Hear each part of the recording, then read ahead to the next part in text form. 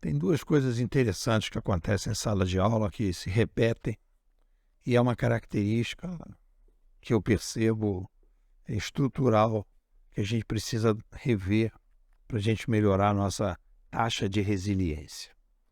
A primeira é a ideia de que cada um pode pensar do jeito que quiser. Eu posso pensar do meu jeito, você pode pensar do seu jeito, fulano pode pensar do seu jeito, porque é como se fosse assim, a forma de pensar é como se fosse artista.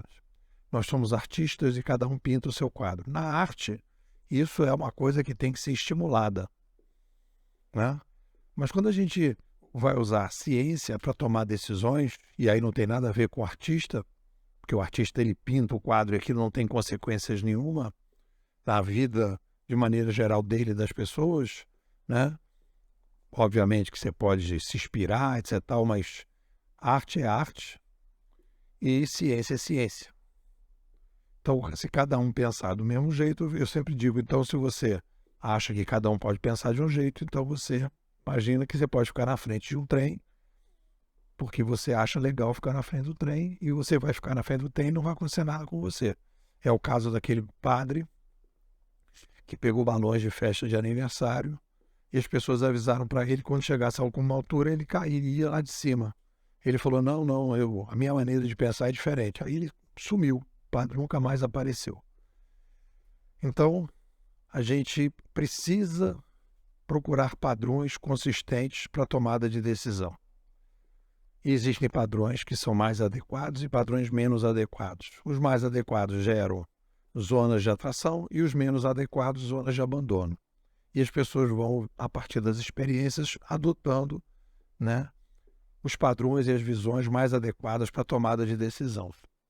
Isso é uma coisa. Depois a outra é o tal do sei que nada sei, que é uma frase atribuída ao Sócrates, né?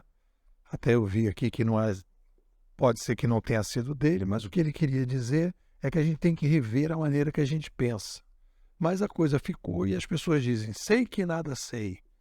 Isso é impossível para o ser humano. O ser humano, ele é formatado. Então, se você colocar o dedo na tomada, você sabe que não vai botar o dedo na tomada, que você vai levar um choque. Você sabe que você não vai beber água de uma poça na rua, porque você vai passar mal e você vai ter problema de doença de saúde. Então, você sabe alguma coisa. Então, a gente sempre sabe alguma coisa. E isso tudo tem muito a ver com resiliência. A resiliência, que é algo estrutural no Sapiens, é a capacidade que a gente tem de lidar com os nossos paradigmas. Os outros animais são resilientes, né? Eles se adaptam ao ambiente de maneira instintiva e nós de maneira reflexiva. E no momento em que a gente tem paradigmas, a gente precisa que os paradigmas eles se relacionem com o ambiente de maneira saudável. Então, nesse artigo eu coloco que a gente tem duas áreas do cérebro em que a gente deposita os nossos paradigmas. Uma a gente vai chamar de cofre, que é menos acessível, com mais dificuldade de acesso, e outra a gente vai chamar de bancada, em que a gente tem mais facilidade de acesso. Então, quando a gente coloca determinados paradigmas, formas de sentir, pensar e agir dentro do cofre, a gente começa a ficar menos resiliente. Obviamente que alguma coisa tem que estar colocada no cofre. E aí a gente vai ter que tomar uma decisão. Então, a primeira coisa que eu acho interessante é a consciência que a gente tem dos nossos paradigmas. Pensar é sempre pensar sobre os paradigmas. A gente vai revisar os paradigmas. Olhar para os paradigmas para que a gente possa saber se a forma que a gente está pensando ela está adequada com o ambiente que a gente está vivendo. E, obviamente, que o ambiente que a gente vive, ele é um ambiente que muda. Ele não é um ambiente fixo. Às vezes muda mais, às vezes muda menos, e às vezes muda em camadas da história que têm consequências muito distantes, e aí isso é matador para a nossa resiliência. E é o que a gente está vivendo hoje. Nós estamos vivendo hoje a crise da resiliência. A gente vê muitas pessoas que não estão conseguindo se adaptar a esse novo cenário, principalmente organizações tradicionais, porque a gente está vivendo uma crise dos paradigmas coletivos. Isso é uma novidade desse artigo. Nós temos paradigmas individuais. Você fala assim, não, eu sou uma pessoa que não gosto muito de sair à noite. Um paradigma individual. Você criou aquilo, chegou à conclusão que à noite você não gosta de sair, você é um cara que acorda 5 horas para caminhar. Beleza. É um paradigma individual. Mas a gente tem paradigmas coletivos, né? E a gente está vivendo hoje uma crise do paradigma coletivo da ciência social. A ciência social não admitia, não pensava, não refletia que o aumento populacional e as mídias, né, provocam revoluções civilizacionais. Isso não estava. As várias correntes hegemônicas da ciência social não analisavam dessa forma. E aí o que acontece? Isso é fato. Acontece.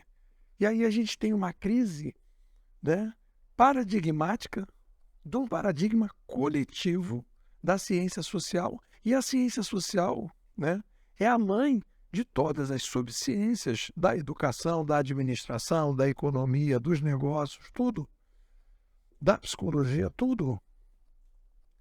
E aí o que acontece? A gente começa então a não entender o que está acontecendo. E olha o que é o pior. Como o paradigma coletivo está dentro do cofre, ele ficou tão arraigado lá dentro e as pessoas acabaram jogando a chave fora. Então as pessoas não concebem que determinadas coisas que foram guardadas no cofre, que a pessoa nem teve consciência, porque isso está dentro das universidades, isso está sendo formado pelas pessoas, etc. Tal, as pessoas não têm nem consciência. Então, existe uma crise do paradigma coletivo que está depositado dentro do cofre e as pessoas não conseguem fazer as revisões necessárias. Então, é preciso, a gente trabalhar com uma revisão. Para você ser mais resiliente, você precisa fazer um processo difícil e doloroso de uma revisão de determinados paradigmas que existem hoje. E a partir daí, a gente começa a entrar em uma nova etapa para poder lidar melhor com esse cenário, que é um cenário desse mundo digital que, refeito esses paradigmas todos, etc., a gente entra numa resiliência 2.0. Tudo baseado em software e a gente precisa aprender a lidar com um mundo muito mais dinâmico do que no passado. É isso. O que vocês dizem? Como é que eu faço, né, pô? Como é que eu estou fazendo aqui no curso? O tempo que eu tenho, que eu dedico aqui ao Bimodais, é de manhã, quando eu estou indo para o trabalho, no carro, eu coloco os áudios que você posta e vou ouvindo. Esse, para mim, é o melhor horário, é onde eu estou ali quase que no estado de meditação, e já te explico por quê. Uma das minhas graduações foi em filosofia, né? E foi o período acadêmico, eu diria que talvez eu tenha mais me deliciado, mais do que engenharia, mais até do que o meu mestrado. Filosofia foi um deleite total. Foi muito bom ter feito o curso de filosofia na UNB. E eu vejo, como é que eu vejo o seu curso? Vejo os seus áudios, o que você posta, praticamente como uma filosofia, uma psicologia, um misto das duas coisas da inovação. Então, eu aproveito por aí, né? Assim, esse é o aprendizado que eu tenho e é onde eu me delicio com os áudios, né? Ver você trabalhando essa questão da filosofia e da psicologia mesmo do inovador. E é por aí que eu viajo. Então, isso no meu dia a dia, eu diria, do meu trabalho, não tem uma aplicação imediata, prática, mas isso serve como um background que eu vou formando, que eu vou criando para mim, que vai me dando subsídio para a vida e para o trabalho. Então, é assim que eu vejo.